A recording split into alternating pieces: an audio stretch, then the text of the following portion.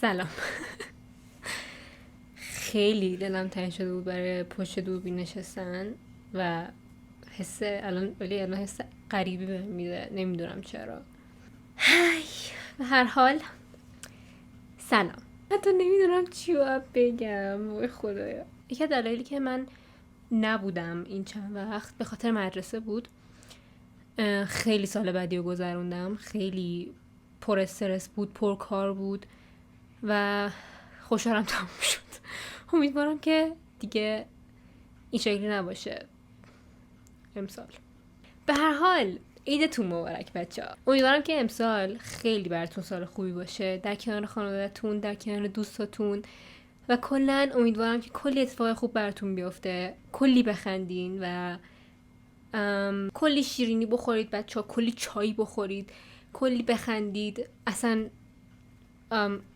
آره دارم چطور بهت میگم، به هدفاتون برسین، به آرزوهاتون برسین و واقعا امیدوارم که امسال موفق باشید. تا اینجا من سال خوبی رو شروع کردم، خدا رو شکر. همش هم به خاطر این بود که تعطیل شد و ما حالا یه ماه آخر رو نرفتیم. امیدوارم که اسطوره شناسی یادتون نرفته باشه.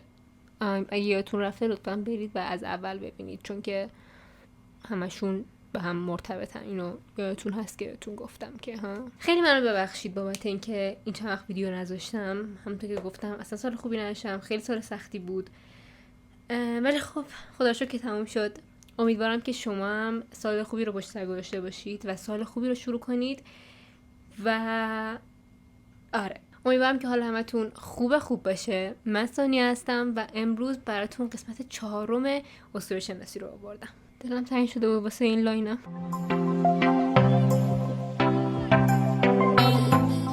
خیلی خوب، من توی قسمت قبل اسطوره شناسی در مورد آتنا صحبت کردم، یکم از پرومتئوس و انسان‌های اولیه گفتم و در مورد هرمس و آپولو هم صحبت کردم. امروز اومدم که یه سری روایات دیگه و یا یه سری داستان‌های دیگه از یه سری از اینها براتون بگم و یه دو سه تا هم براتون خدایان جدید رو معرفی کنم. میخوایم دوباره برگردیم به آپولو، چون که آپولو از نظر یونانی ها کامل ترین و بی‌نقص ترین خدای یونانیه، در واقع اینطوری بگم، چون هم خیلی خوش قیافه بوده، خوش صدا بوده، موسیقیدان بوده، کماندار بوده و میدونی خوش قد و بالا بوده و اینا. برای همین توی یه سری روایات کامل ترین و یونانی ترین خدایان در واقع اساطیر یونانه. میدونی چی میگم؟ بریم سراغ یه داستان دیگه از آپولو. آپولو یه بار توی سرزمین یونان یک اژدها رو با تیرکمان میکشه و این موضوع باعث میشه که کلی به خودش مغرور بشه و کلی خودشیفته بشه و هی را بره و بگه که آره من یه اژدها کشتم. وقتی که این اژدها رو میکشه و در راه برگشت بوده، یک پسری رو میبینه به اسم اروس. اروس رو یه بار براتون گفتم خدای عشق و شهوت بوده که بیشتر خدای عشقه. اروس از نظر یک سری روایات فرزند آفرودیت و خائوس بوده و یه سری روایات دیگه بچه در واقع فرزند آفرودیت و ایریس بوده که ایریس تنها عشق آفرودیت، در واقع تنها کسی که میدونی چی میگم، چون دختری نبوده که مثلا بخواد دل ببنده به کسی، ولی خب ایریس رو خیلی بیشتر از بقیه مردها دوست داشته. بر همین ما نمیدونیم دقیقا اروس پدرش کیه، ولی حالا اشکال نداره. اروس یک اسم دیگه هم داره، کیوپید. اروس یه تیرکمون داشته که به هر کسی که تیر پرتاب میکرده باعث میشده که اون شخص عاشق بشه. حالا این یه دید کلی از اروس.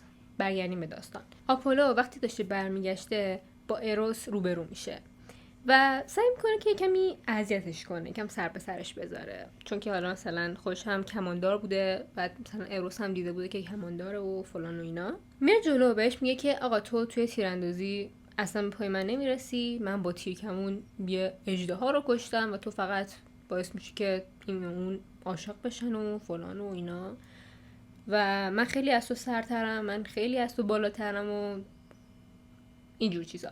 و همینطور شروع میکنه فخر فروشی کردن و از خودش تعریف کردن و اینا و دعواشون میشه و این وسط اروس خیلی عصبانی میشه و یادتونه گفتم که اینا همشون یه مشت کینه‌این، دقیقاً همون اتفاق میفته و اروس میخواد انتقام بگیره. بعد از این اتفاق اروس میاد و چند روز آپولو رو زیر نظر میگیره و در موردش یه سری چیزا متوجه میشه، یه سری نقطه ضعفاشو میفهمه و از اینها واسه انتقام گرفتن استفاده میکنه. آپولو عاشق دختری بوده به اسم دافنه که یک نیمف جنگلی بوده. نیمفو توی قسمت دوم براتون یه توضیح مختصر دادم که هم بهشون پری میگن هم بهشون نیمف میگن که نه انسانن نه خداان و نه موجود دیگه این. توی ادبیات فارسی ما به نیمف ها میگیم دریاد یا دریاداد یا دریاداد. خب دافنه توی جنگل زندگی میکرده و از پیروان خدابانوی شکار یعنی آرتمیس بوده که اگه یادتون باشه آرتمیس خواهر آپولوه. دافنه هم مثل آرتمیس تا حالا وارد رابطه نشده بوده و میخواسته تا وقتی که اون شخص کامل و پرفکت رو از نظر خودش پیدا نکرده با کسی وارد رابطه نشه. هیچ وقت هم سمت خدایان نمیرفته. چرا؟ چون که نیمف ها و خدایان رابطه خیلی خوبی با هم نداشتن. کلا نیمف ها با هیچ موجودی رابطه خوبی ندارن. یا راستشو بخوایم حتی با انسان ها هم رابطه خوبی نداشتن، چون که مثلا خیلی از خودشون انسان ها رو پایین تر می دیدن و با خدایان هم خیلی میونه خوبی نداشتن. خیلی میدونی آبشون با هم توی یه جوب نمی رفته، برای همین کلا سمت خدایان نمی رفتن. حالا اروس چی کار میکنه؟ برای اینکه از آپولو انتقام بگیره یه کار حقیقتا خیلی ظالمانه میکنه. میاد و میره یه تیر طلایی جور میکنه و این تیر رو پرت میکنه به سمت قلب آپولو. تیر طلایی چی کار میکنه؟ تیر طلایی باعث میشه که یک نفر عاشق بشه. حالا اگه اون طرف عاشق بوده باشه از قبل و این تیر بهش بخوره، دیگه خودتون میدونید چه اتفاقی میفته. مثلا از خودش بیخود میشه و دیگه نمیتونه از فکر دافنه در بیاد. اروس با این کار عشق دافنه رو توی قلب آپولو زیادتر میکنه و کاری میکنه که اصلا نتونه از فکر دافنه در بیاد. اما این همه ماجرا نیست. بعد از اون میره یک تیر سوربی رو جور میکنه و این دفعه این تیر رو پرتاب میکنه به سمت قلب دافنه. حالا در مورد تیر سوربی باید بگم که تیر سوربی دقیقاً برعکس تیر طلایی عمل میکنه. یعنی باعث میشه که تنفر در قلب اون طرف شکل بگیره. اروس با این کار باعث میشه که دافنه از آپولو متنفر بشه و اصلا نخواد ببینتش و اینجوری میشه که اروس کاری میکنه که آپولو عاشق‌تر بشه و دافنه هم از آپولو متنفر بشه. غم انگیزه. anyway بعد از این قضیه آپولو میره جلو و میخواسته که دافنه رو هر جوری که شده به دست بیاره، اما دافنه ازش متنفر بوده و هر جا که میرفته دافنه سریع فرار میکرده و بهش میگفته که ازت بدم میاد، لطفاً دیگه دور شو ازم و اصلا نیا سمتم و فلان و اینا. اما یک بار که آپولو میره جلوی دافنه ازش فرار میکنه و خب آپولو هم دنبالش میره. آقا من از اصل و نسب دافنه نگفتم براتون. دافنه در واقع توی یک سری از روایت ها نیمف رود تسالی هم شناخته میشه در واقع، چون که پدرش خدای رود تسالی بوده به اسم پنتئوس و مادرش کروسا نام داشته. دافنه همونطور که داشته از آپولو فرار میکرده به سمت رودخونه تسالی میره و خودش رو توی آب پرت میکنه و از اونجایی که آپولو اجازه نداشته که وارد آب بشه میره یه گوشه میشینه و پنهان میشه. همونطور که گفتیم آپولو موسیقیدان بوده و در واقع خدای موسیقی شناخته میشه توی خیلی از روایت ها. اون میتونسته صداش رو به هر کسی که دلش میخواد بفرسته و در واقع این صدا توی ذهن طرف میرفته و در واقع اینجوری این تلقین میمونده فکر کنم. برای همین آپولو صدای خودش رو برای دافنه میفرسته و این حرفا رو بهش میزنه. صدایی که واسه دافنه فرستاده بوده میگفته برای فرار و راحت شدن از دست آپولو باید برهنه بشی و توی رود خودت رو بشویی.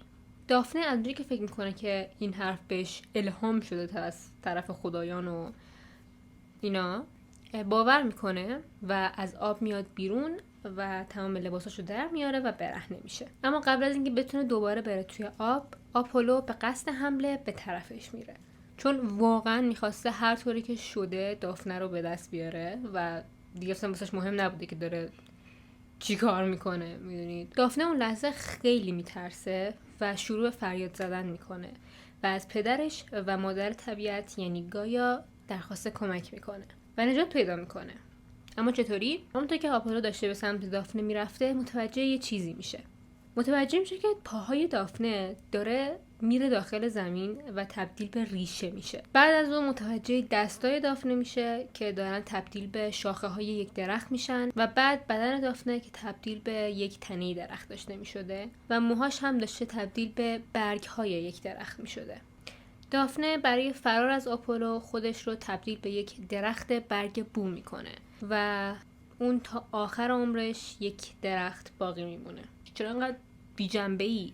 آپولو بعد از این قضیه خیلی ناراحت میشه، جلوی درخت وای میسته و میگه که درسته که من تو رو از دست دادم، اما تا ابد دوست خواهم داشت و تو رو به عنوان درخت خودم انتخاب میکنم. بعد از این درخت رو از ریشه از جاش در میاره و اونو توی قلبش قرار میده. از اون به بعد درخت برگ بو یا درخت لارن اگه اشتباه نکنم میشه یکی از مقدسات یونانیان و اگه کسی میخواسته که به عیادت آپولو بره ازش با برگ بو استقبال میکرده. اینم از داستان نسبتاً غمگین آپولو و دافنه. بریم سراغ یکی دیگه از خدابانوهای المپ. فکر میکنین که افرودیت. من چند وقت پیش که داشتم یه پادکست گوش میدادم یه تعریف خیلی جالب از افرودیت کرد و گفتش که اگه ما کل داستان خدایان رو یه فیلم در نظر بگیریم که مثلا جنگ خدایان میشه قسمت اکشنش، داستان پرسفونه و مادرش و حالا همین آپولو و دافنه میشه قسمت های رمانتیک اون فیلم و یا حالا در واقع قسمت های غمگینش نسبتاً.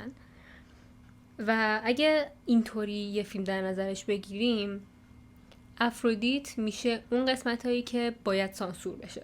خیلی تعریف دقیق و قشنگی بود حقیقتا. فکر کنم دیگه همین بسته که دیگه من هیچی نمیگم در مورد افرودیت.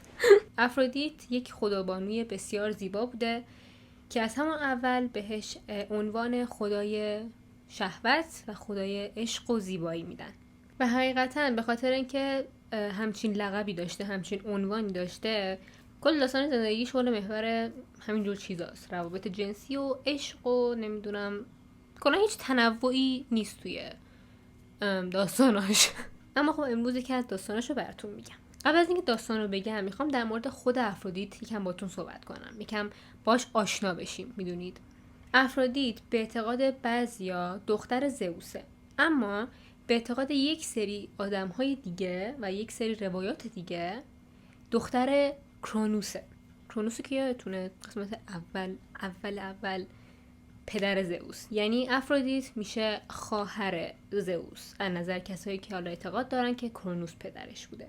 حالا کسایی که اعتقاد داشتن که کرونوس پدر افرودیت بوده یه داستان خیلی جالب دارن از به دنیا اومدنش. میگن که بعد از اینکه کرونوس توی جنگی که بین خودش و پسراش داشته کشته میشه، اینو توی قسمت اول گفتم، تعریف کردم براتون.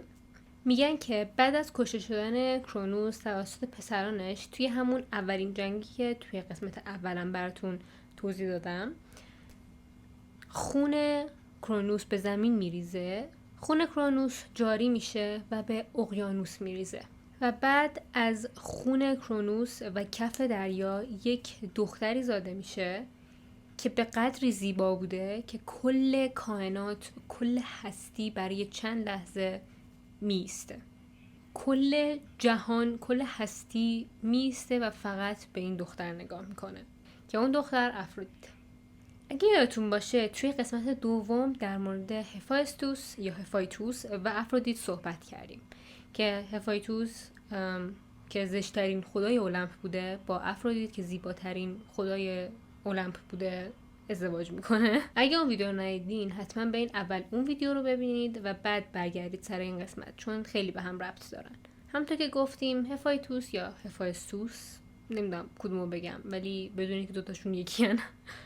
هفایتوس خدای صنعت و صنعتگری بوده. برای همین افرودیت یک کمربندی داشته که توسط هفایتوس ساخته شده بوده و با این کمربند افرودیت میتونسته کاری کنه که هیچ کس نتونه بهش نبگه و خیلی راحت میتونسته با اون کمربند هر کسی که میخواد رو اغوا کنه و هیچ کس هم بهش نمیگفته.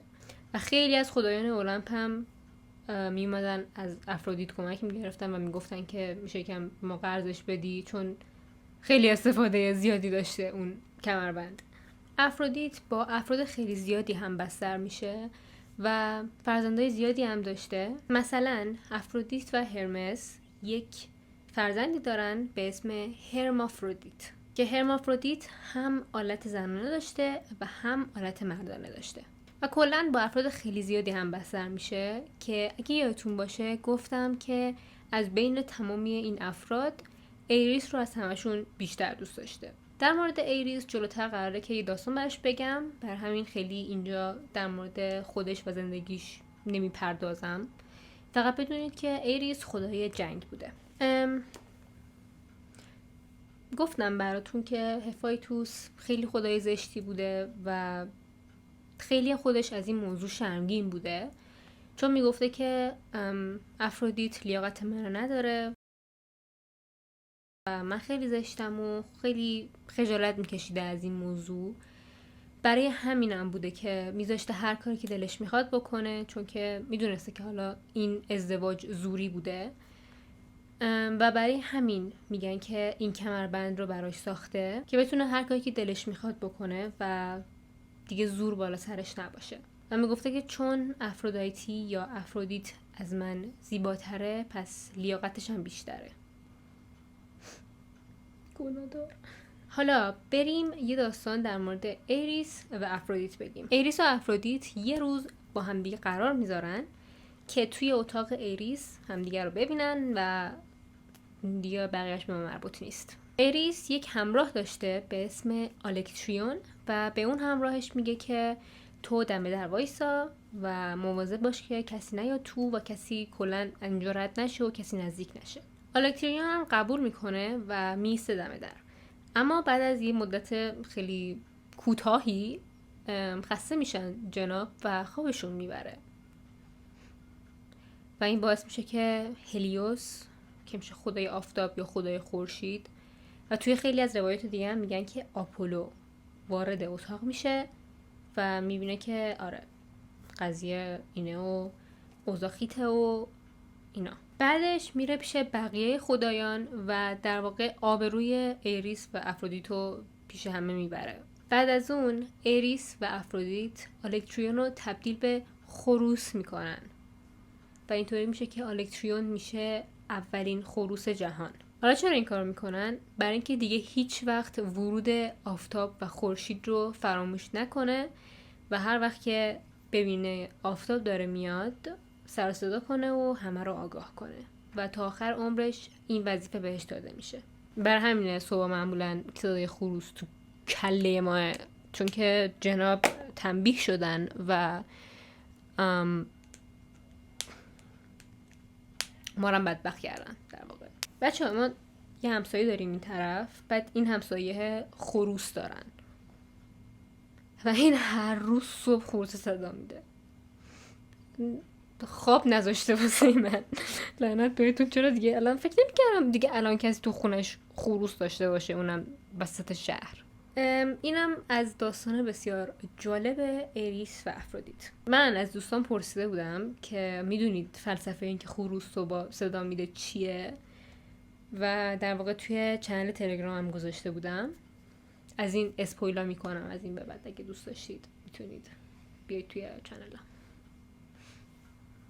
و بریم سراغ آخرین خدای المپ، ایریس، خدای جنگ. ایریس خدای جنگ یونان بوده. یه جنگجوی خیلی خودخواه و خونخوار و خیلی بد اخلاق بوده، اما خیلی هم بزدل بوده در مقابل خدایان. یعنی مثلا اگه میگیم مثلا خدای جنگ یا جنگجو، باید یه تصویر بیاد تو ذهنت که آره مثلا یه آدم، یک حالا آدم که نه، یک موجود خیلی قوی، یکی که خیلی شجاعه، نترسه و حرفشو میزنه و نمیدونم، میدونید آدم خفنی نبوده، آدم اسکلی بوده. ببخشید و تقریبا منفورترین خدای المپ بوده. هیچ کس از اریس خوشش نمی اومده، حتی پدر خودش زئوس و حتی پوسایدن هم ازش خوشش نمی اومده. در مورد اصل و نسب این بنده خدا 2 تا روایت هست.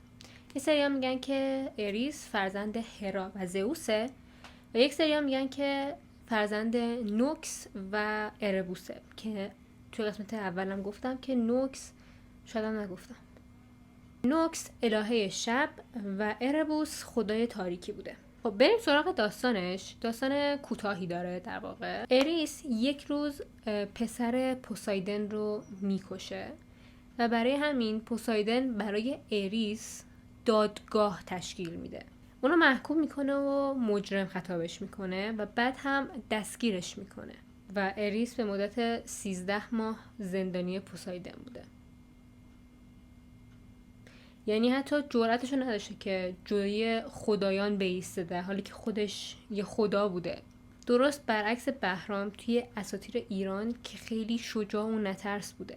خب من می‌خواستم در واقع این چپتر رو با اریس تموم کنم، ولی الان یادم اومد که در مورد آرتمیس خیلی نگفتم. و آره میخوام اول داستان به دنیا اومدنش رو بگم و بعد این اپیزود رو تمامش کنیم. آرتمیس خواهر آپولو خدابانوی ماه بوده و خود آپولو هم خدای خورشید بوده. اما خب بعد مدت‌ها به خاطر اون استعدادشون اسمشون تغییر میکنه. آرتمیس و آپولو بچه‌های لتو و زئوس بودن. بعد از اینکه هرا میفهمه که زئوس با لتو رابطه برقرار کرده، خیلی ناراحت میشه، خیلی عصبی میشه و بعد به زمین‌ها دستور میده که نذارن که لتو باردار بشه و نذارن بچه دار بشه و نذارن که زندگی راحتی داشته باشه. کلا لتو هر جایی که پاشو میذاشته زمین باش تا نمیکرده و همش مجبور میشده که فرار کنه، تا اینکه روزی میرسه که باید فرزندش رو به دنیا می آورده ولی هیچ جایی رو نداشته. خیلی ناراحت بوده، خیلی کلافه بوده، برای همین از زئوس کمک میخواد و زئوس این وسط کار هوشمندانه‌ای میکنه. نه قانون هرا رو نقض میکنه و نه لتو رو ول میکنه. چیکار میکنه؟ میاد و یه زمین خلق میکنه روی آب و این زمین رو با زنجیر به کف اقیانوس وصل میکنه که دیگه نه عضو آبه نه عضوی از زمینه، در واقع یک چیز مستقل و جداه و لتو رو میبره اونجا و اونجا با خیال راحت لتو آرتمیس رو به دنیا میاره. اینم از ویدیوی امروز. خیلی خیلی خیلی ممنونم از کسایی که توی مدتی که نبودم ازم حمایت کردن و به هم امید دادن که دوباره برگردم و ویدیو بسازم.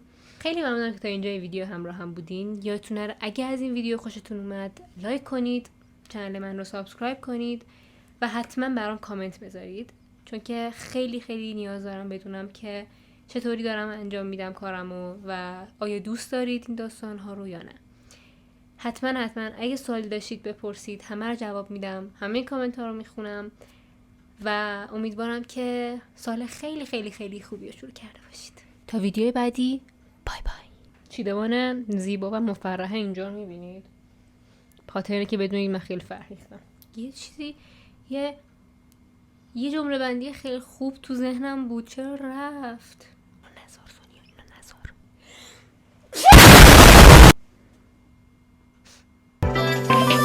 نزار.